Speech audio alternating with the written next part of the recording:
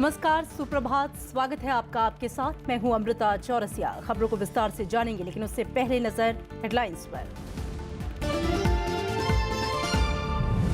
गुजरात में आज पहले दौर का मतदान सुबह 8 बजे से शाम 5 बजे तक डाले जाएंगे वोट। सौराष्ट्र, कच्छ और दक्षिण गुजरात की 89 सीटों पर 977 उम्मीदवार मैदान में। मुख्यमंत्री विजय रूपाणी और कांग्रेस नेता शक्ति सिंह गोहिल की भी किस्मत दांव पर। गुजरात में दूसरे दौर के प्रचार में जुटे सभी दलों के दिग्गज नेता। प्रधानमंत्री नरेंद्र मोदी और अमित शाह की चार रैलियां। प्रधानमंत्री के गृहनगर वडनगर में राहुल गांधी की जनसभा।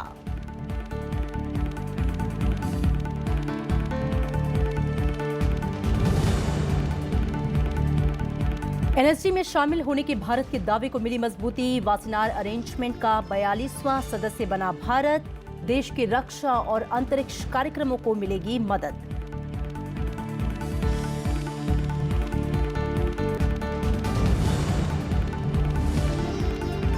पाकिस्तान ने दी कुलभूषण जाधव को पत्नी और मां से मिलने की इजाजत। 25 दिसंबर को मुलाकात। भारतीय दूतावास के अधिकारी भी रहेंगे मौजूद। पाकिस्तान सरकार से सुरक्षा का भरोसा।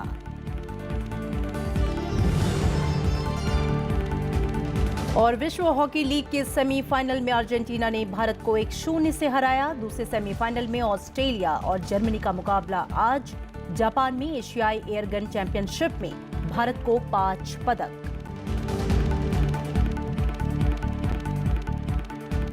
और सबसे पहले बात करेंगे गुजरात में आज होने वाले पहले दौर के विधानसभा चुनाव की वोटिंग की।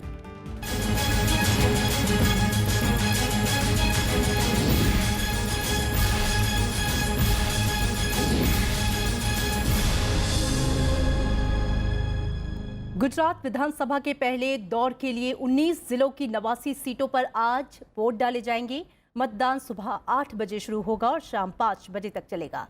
पहले चरण के मत के लिए 1,16,000 से ज्यादा चुनाव कर्मचारी तैनात किए गए हैं। पहली बार सभी सीटों पर इस्तेमाल किए जाने वाले ईवीएम मशीनों में वीवीपैट का इस्तेमाल किया जाएगा। पहले दौर में पश्चिमी और दक्षिणी गुजरात के इस हिस्से की 89 सीटों पर वोट डाले जाएंगे। इस दौर में कुल 977 उम्मीदवार मैदान में हैं, जिनमें 920 पुरुष और 57 महिलाएं शामिल हैं। इस दौर में 2,12,31,652 मतदाता वोटिंग में हिस्सा लेंगे। इसके लिए 27,158 ईवीएम की व्यवस्था की गई है। चुनाव आयोग ने 89 सीटों के लिए 24,689 मतदान केंद्र बनाए हैं।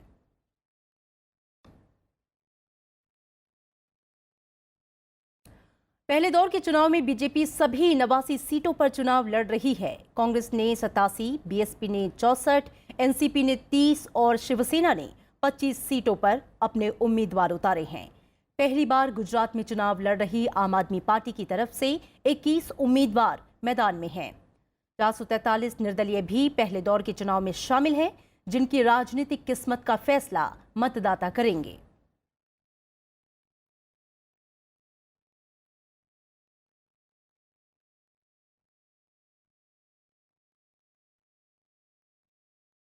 और इस दौर में कई बड़े चेहरे मैदान में हैं। मुख्यमंत्री विजय रूपाणी की सीट राजकोट पश्चिम पर इसी दौर में वोट डाले जाएंगे। पर्यटन, वन और आदिवासी मामलों के मंत्री गणपत भाई वसावा मंगरोल सीट से मैदान में हैं। कृषि मंत्री चिमन सपारिया जमजोधपुर सीट से चुनाव लड़ रहे हैं। तो वहीं कांग्रेस के दिग्गज नेता शक्ति सिंह गोहिल मांडवी सीट से चुनाव लड़ रहे हैं।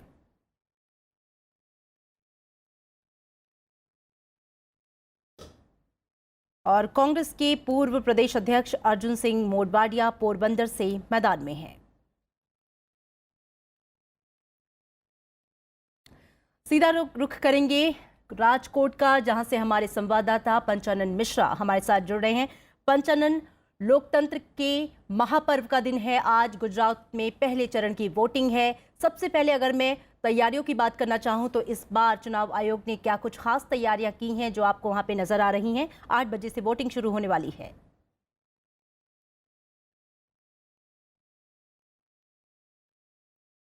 जी, बिल्कुल ठीक कहा आपने। एक बहुत ही बड़ा मौका होता है, क्योंकि लोकतंत्र में चुनाव का एक अहम स्थान है।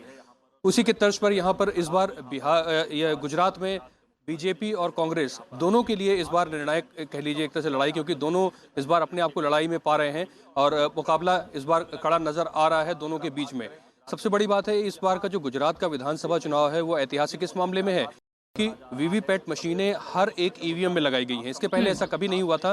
वीवीपैट मशीन्स सिलेक्टेड ईवीएम में लगती थी, लेकिन इस बार जब पारदर्शिता को लेकर सवाल उठे थे पिछले चुनाव में, तो चुनाव आयोग ने फैसला किया कि अब जो चुनाव होंगे उसमें गुजरात का चुनाव पहला चुनाव, हिमाचल का चुनाव था, उसके बाद गुजरात में जो हम देख रहे हैं वहां पर वीवीपैट मशीन्स लगाई गई हैं। इसके अलावा जो एक सबसे बड़ी बात यह है कि मैं इस वक्त मौजूद हूं गुजरात में राजकोट वेस्ट की ये सीट है, जहां पर कि मुख्यमंत्री विजय रूपाणी का इलाका है। यहीं इसी बूथ पर वो वोट डालेंगे। 8:30 बजे के आसपास उनका 8 से 8:30 का वक्त उनको दिया गया है। तो ये जो सीट है ये एक परंपरागत बीजेपी की सीट रही है और ये कई मामलों में बीजेपी के लिए अहम भी है और रूपाणी यहाँ पर वोट डालने आएंगे। लेकिन एक जो बड़ा जो अहम जो मामला है वो ये है क्योंकि इस बार बीजेपी ने डेवलपमेंट के एजेंडे पर फिर से आगे बढ़ने की बात कही है। 22 सालों का जो उनका शासन रहा है, प्रधानमंत्री नरेंद्र मोदी 15 के आसपास रैली की है। वहीं कांग्रेस के उपाध्यक्ष राहुल गांधी ने इस बार पूरी अपनी ताकत यहाँ गुजरात में लगाई हुई है। कांग्रेस को एक उम्मीद नजर आ रही है कि हो सकता है एंटी इनकम्बेंसी फैक्टर का उनको फायदा मिल जाए। तो ये सारी चीजें देखनी होंगी क्योंकि पाटीदार और किसानों का पाटीदार आंदोलन और किसानों का जो मामला है वो कितना असर डालता है, क्योंकि आज की जो सीटें हैं 89 सीटें उसमें से लगभग करीब जो 31 सीटें हैं उसमें पाटीदार जो है फैक्टर वो बड़ा है। तो देखना होगा किस तरह से वोट होता है। 8 बजे वोटिंग शुरू होगी। बिल्कुल 8 बजे वोटिंग शुरू होगी और जैसा कि आप बता रहे हैं कि पाटीदार फैक्टर अहम भूमिका इन सीटों पर निभाने वाला है। पंचनन ये भी जानना चाहेंगे, पिछले कई विधानसभा चुनाव में हमने देखा कि मॉडर्न पोलिंग बूथ बनाए गए थे। कई पोलिंग बूथ ऐसे हैं जहां पे सिर्फ महिला कर्मचारी ही तैनात हैं। तो क्या ये नज़ारा इस बार भी गुजरात में देखने को मिल रहा है? पहले तो भारतीय जनता पार्टी ये मानकर चल रही थी, अगर आप देखें बिल्कुल अमृता, ये है बिल्कुल हर एक जैसे 182 सीटें हैं यहाँ पर, तो जितनी विधानसभाएं हैं सब में कम से कम एक पोलिंग बूथ ऐसा है जिसमें कि पूरी तरह से महिलाएं लगाई गई, सारी महिला कर्मचारी है उसमें। तो वो ऑल वुमेन बूथ इसको बोलते हैं, वो यहाँ पर दिखेगा। उसकी तस्वीरें हम आपको कुछ देर बाद दिखाएंगे वहाँ पर जाकर। लेकिन ये है कि इस बार जो महिलाएं हैं वो और इसके अलावा जो दिव्यांग हैं उनके लिए भी विशेष व्यवस्था की जाती है कि अगर वो मत केंद्र तक आते हैं और वो अपना वोट डाल सकें तो उसके लिए भी यहाँ पर व्यवस्था है। और एक जो वीवीपैट में जो इस बार एक जो वीवीपैट में वोट डालने के बाद जो एक पर्ची दिखती है कि आपने किसको वोट डाला, उसको भी अगर रिव्यू करना हो तो इलेक्शन कमीशन ने उसकी रिव्यू के लिए भी व्यवस्था की है कि अगर कोई चुनाव के बाद कहे कि ये उनको शंका हो कि वोट गया कि नहीं गया, तो वो उस रिव्यू की भी व्यवस्था यहाँ पर इलेक्शन कमीशन ने की है। तो कई नई चीजें हमको नजर आ रही हैं। बिल्कुल पारदर्शिता के लिहाज से भी खास व्यवस्था है चुनाव आयोग की तरफ से। तो 19 जिले और 89 सीटें, पल पल का जो अपडेट है चुनाव वोटिंग के दौरान वो हम आप तक पहुंचाते रहेंगे। फिलहाल पंचनन, बातचीत के लिए आपका शुक्रिया। और गुजरात में दूसरे दौर के चुनाव प्रचार ने अब जोर पकड़ लिया है। प्रधानमंत्री नरेंद्र मोदी आज 4 रैलियों को संबोधित करेंगे। वो लूनावाड़ा, बड़ोली, आणंद और पटेलों का गढ़ कहे जाने वाले महिसाणा में जनसभाओं को संबोधित करेंगे। वहीं बीजेपी अध्यक्ष अमित शाह झालोद, गरबादा, महेमदावाद और मातर में जनसभा को संबोधित करेंगे। इधर कांग्रेस उपाध्यक्ष राहुल गांधी आज प्रधानमंत्री नरेंद्र मोदी के गृहनगर यानी कि वडनगर में रैली को संबोधित करने वाले हैं। राहुल गांधी पाटन, बनासकांठा और बीजापुर का भी दौरा करेंगे। कांग्रेस उपाध्यक्ष निर्दलीय उम्मीदवार जिग्नेश मेवानी के समर्थन में भी आज चुनाव प्रचार करेंगे।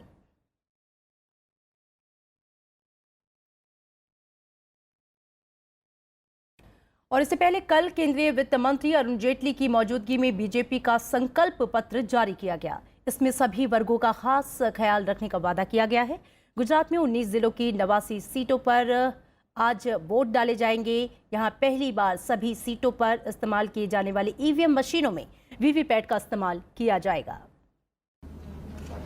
गुजरात विधानसभा चुनाव के लिए शुक्रवार को बीजेपी ने संकल्प पत्र जारी किया। अहमदाबाद में केंद्रीय वित्त मंत्री अरुण जेटली और कानून मंत्री रविशंकर प्रसाद की मौजूदगी में ये पत्र जारी किया गया।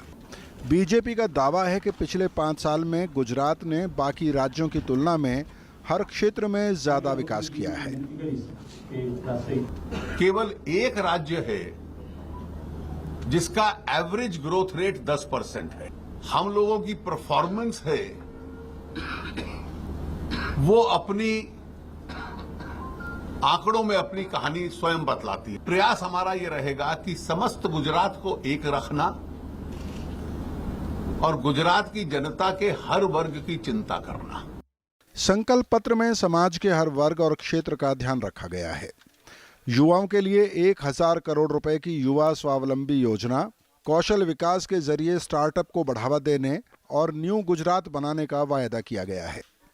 सिंचाई नीति लागू करना, महिलाओं को उच्च शिक्षा, बेहतर स्वास्थ्य सुविधा देने की बात भी कही गई है। अरुण जेटली ने कांग्रेस पर झूठे वादे करने और सामाजिक ध्रुवीकरण का आरोप लगाया। पटेल आरक्षण पर उन्होंने कहा कि राज्य में 50% से ज्यादा आरक्षण देना मुमकिन नहीं है। इट्स अ कॉन्स्टिट्यूशनल इम्पॉसिबिलिटी, यानी रिजर्वेशन बियॉन्ड 50%। तो कुछ वायदे ऐसे किए जो वित्तीय दृष्टि से, फाइनेंशियल दृष्टि से असंभव है। बीजेपी के संकल्प पत्र में बेहतर शिक्षा, सस्ती दवाइयां और मोहल्ला क्लिनिक को बढ़ावा देने की बात कही गई है। इसके अलावा smart village, smart traffic system, Surat, Vadodara में मेट्रो और बड़े शहरों में एसी बस सर्विस का वायदा किया गया है। गुजरात में पर्यटन को बढ़ावा देकर टूरिज्म हब बनाने का भरोसा भी दिलाया गया है।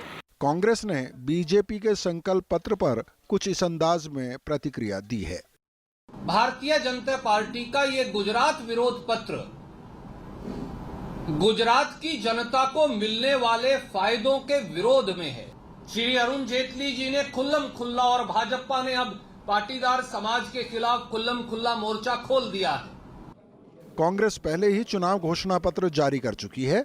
इसमें पाटीदार और दूसरे सवर्णों को आरक्षण देने, राज्य में अल्पसंख्यक आयोग बनाने का वायदा किया गया है। किसानों के लिए फसल बोने से पहले न्यूनतम समर्थन मूल्य देने, पेट्रोल, डीजल और बिजली सस्ता करने की बात कही गई है।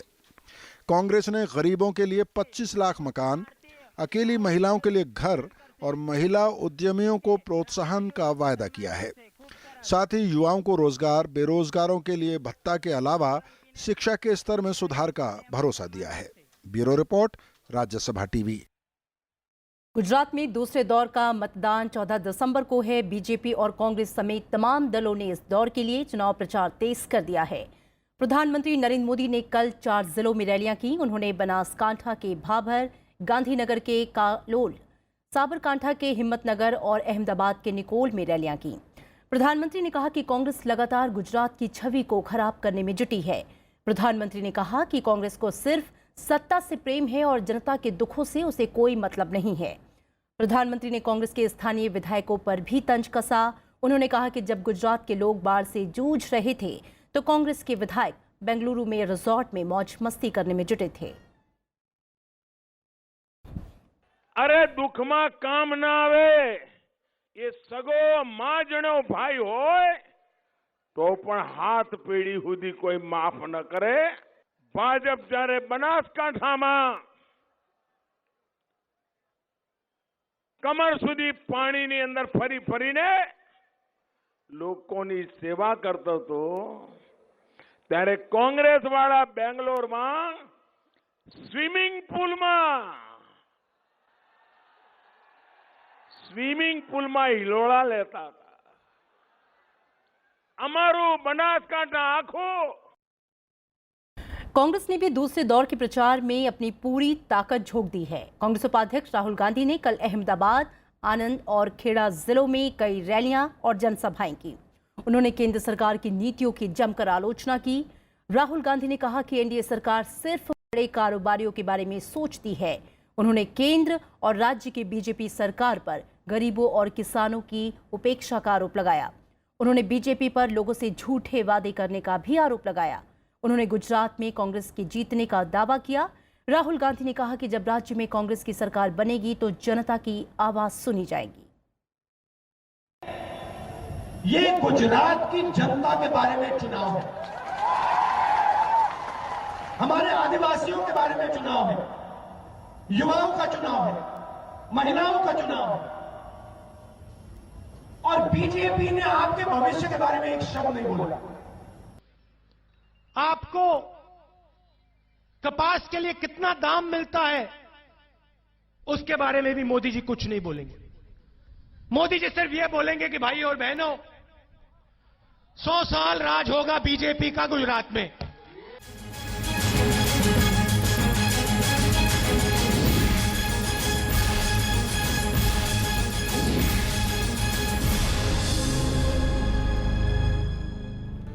और यहाँ रुकेंगे एक छोटे से ब्रेक के लिए। आप देखते रहिए राज्यसभा टीवी।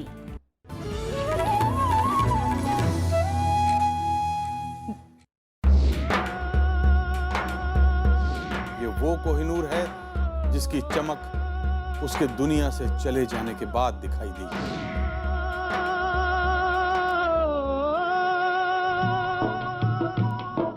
दिल का हाल सुने दिल वाला, आज फिर जीने की तमन्ना है, आज फिर मरने का इरादा है। साथ में हमसे मिले तुम सजन, तुमसे मिले हम बरसात में। गलत मुसाफिर मोह लिया रे पिंजरे वाले मियां। ओरे माझी, ओरे माझी। गीतों के राजकुमार शैलेंद्र का सुरीला सफर विरासत में सिर्फ राज्यसभा टीवी पर।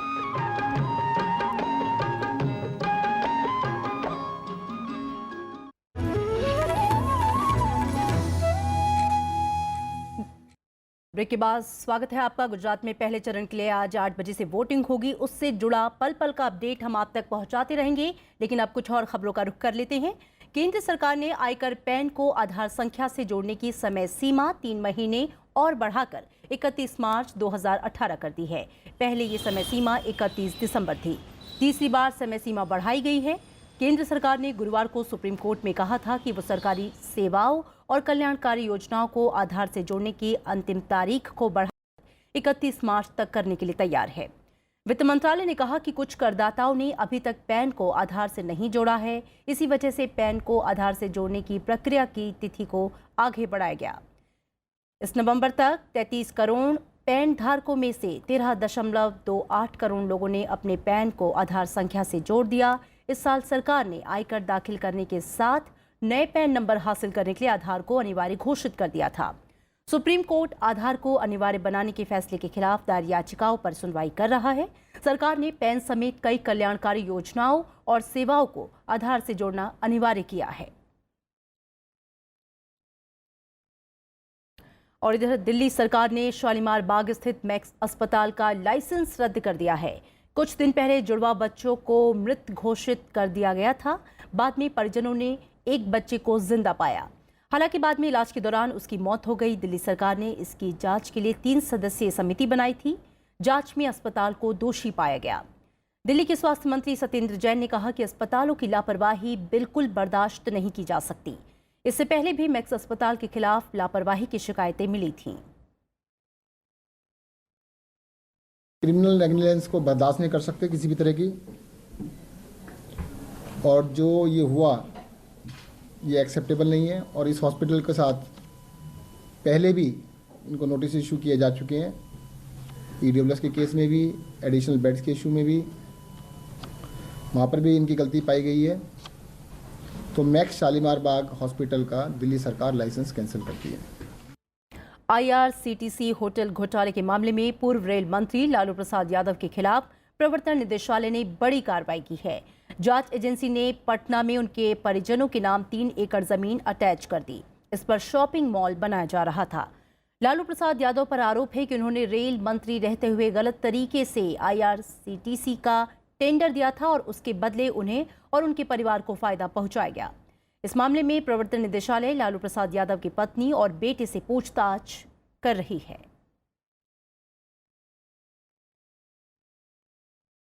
सीबीआई की विशेष अदालत ने कल निठारी कांड के 9वें मामले में सजा का ऐलान कर दिया।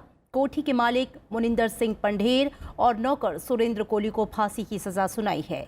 कोर्ट ने दोनों पर जुर्माना भी लगाया है। कल सुनवाई पूरे होने के बाद कोर्ट ने दोनों को नौकर की हत्या के मामले में दोषी करार दिया था। निठारी कांड के दूसरे मामले में सुरेंद्र कोहली फांसी की सजा सुनाई जा चुकी है।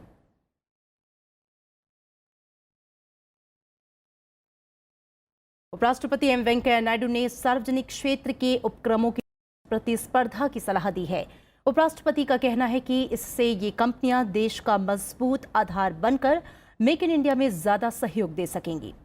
हैदराबाद में नवरत्न कंपनी राष्ट्रीय खनिज विकास निगम यानी कि NMDC के हीरक जयंती समारोह के उपलक्ष्य में आयोजित कार्यक्रम में उन्होंने ये बात कही। उपराष्ट्रपति ने सरकारी उपक्रमों को देश की अर्थव्यवस्था का इंजन बताया। उन्होंने कहा कि सरकार ने क्षेत्रीय असमानता को दूर करने के लिए इन उपक्रमों की स्थापना की थी। India is the country which is having 65% of the population below 35 years. This is a big demographic boon, and the energies of the young educated population has to be fully harnessed to transform India into one of the leading economic powers in the world in the coming years. For this to happen, companies like NMDC must look beyond the conventional templates, take skilling programs for youth in a big way, and give thrust to Make in India initiative. Pakistan ने कुलभूषण जाधव की पत्नी और मां को उनसे मिलने की इजाजत दे दी है। पाकिस्तान की जेल में बंद कुलभूषण जाधव 25 दिसंबर को परिवार से मिलेंगे। पाकिस्तान के विदेश मंत्रालय ने कहा है कि इस मुलाकात के दौरान भारतीय दूतावास के अधिकारी भी मौजूद रहेंगे। पाकिस्तान ने उनके परिवार के लोगों को पूरी सुरक्षा देने का भी वादा किया है। विदेश मंत्रालय ने भी कुलभूषण जाधव के परिवार के लोगों को इस तारीख तक तैयार होने का अनुरोध किया है। विदेश मंत्रालय ने कुलभूषण जाधव से मिलने देने की इजाजत पर खुशी जाहिर की।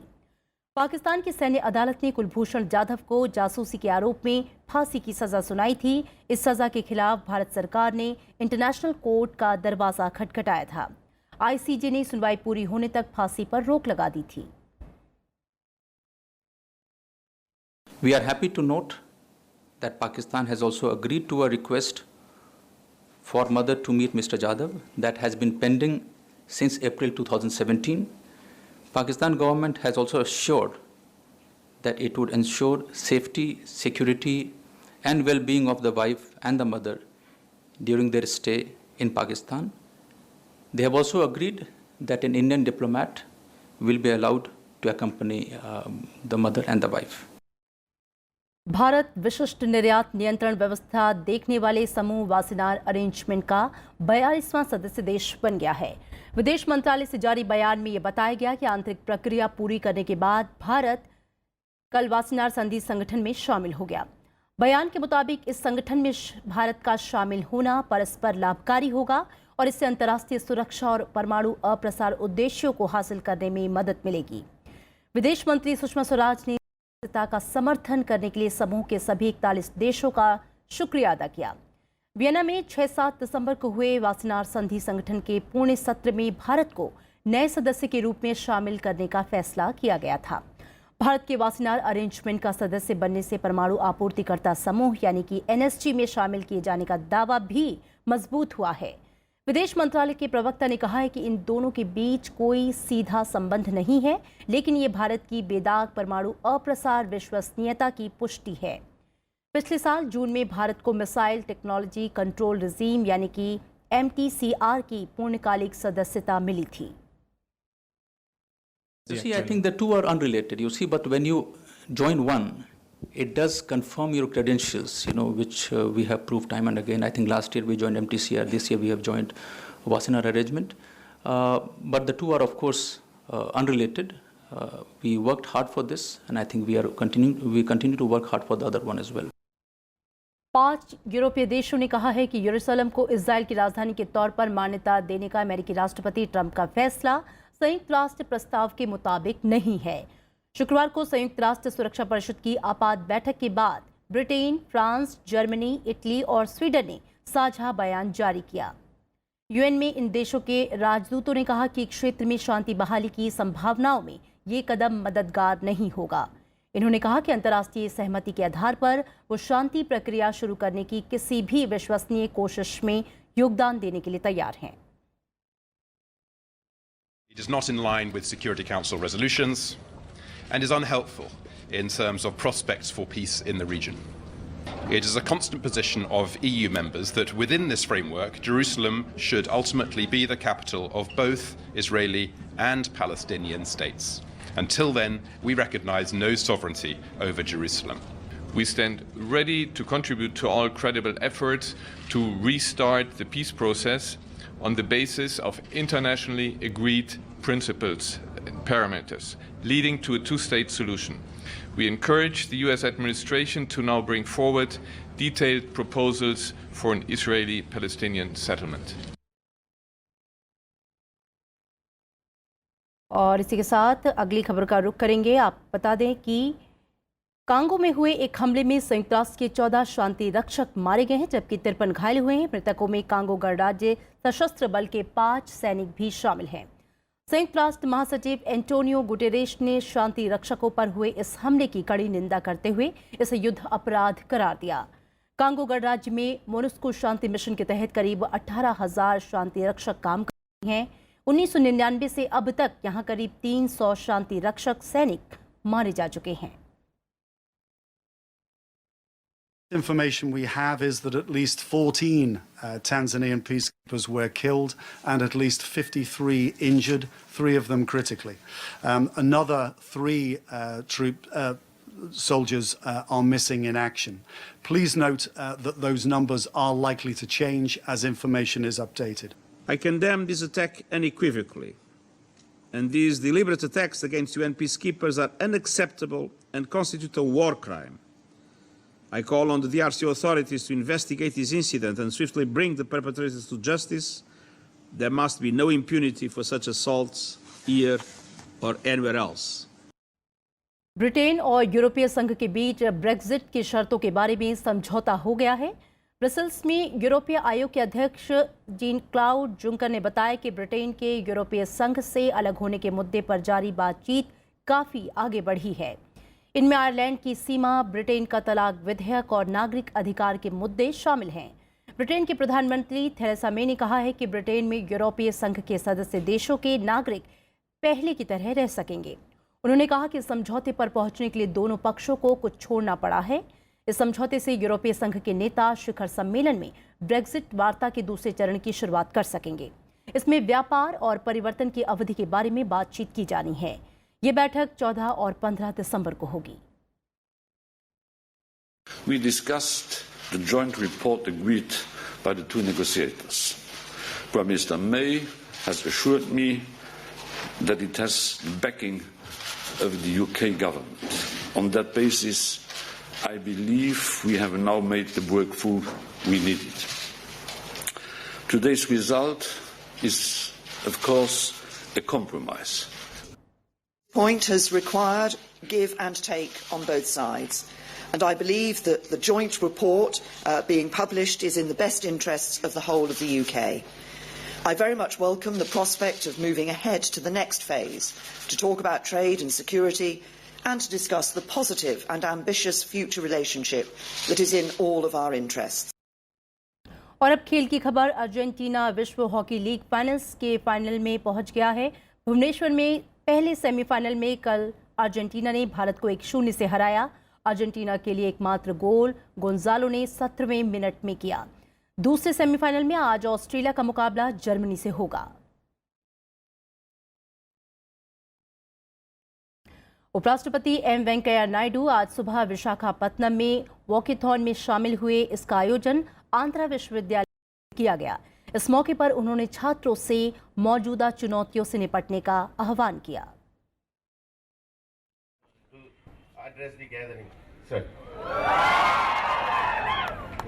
ఎందుకంటే మేమంతా we also have an inauguration of the convention center built by university and some other programs in engineering college campus and other campus also. Let's all join together on this happy and momentous occasion and then enjoy and plan for a better future, better university. Thank you. और चलते चलते एक नजर headlines पर। गुजरात में आज पहले दौर का मतदान सुबह 8 बजे से शाम 5 बजे तक डाले जाएंगे वोट। सौराष्ट्र, कच्छ और दक्षिण गुजरात की 89 सीटों पर 977 उम्मीदवार मैदान में। मुख्यमंत्री विजय रूपाणी और कांग्रेस नेता शक्ति सिंह गोहिल की भी किस्मत दांव पर।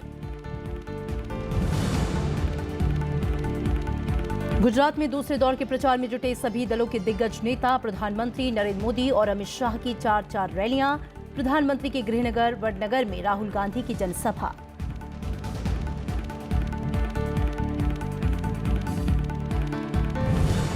एनएसजी में शामिल होने की भारत के दावे को मिली मजबूती। वासेनार अरेंजमेंट का 42वां सदस्य बना भारत। देश की रक्षा और अंतरिक्ष कार्यक्रमों को मिलेगी मदद। पाकिस्तान ने दी कुलभूषण जाधव को पत्नी और मां से मिलने की इजाजत। 25 दिसंबर को मुलाकात। भारतीय दूतावास के अधिकारी भी रहेंगे मौजूद। पाकिस्तान सरकार से सुरक्षा का भरोसा। और विश्व हॉकी लीग के सेमीफाइनल में अर्जेंटीना ने भारत को 1-0 से हराया। दूसरे सेमीफाइनल में ऑस्ट्रेलिया और जर्मनी का मुकाबला आज। जापान में एशियाई एयरगन चैंपियनशिप में भारत को 5 पदक। इसी के साथ इस बुलेटिन में दीजिए इजाजत। नमस्कार।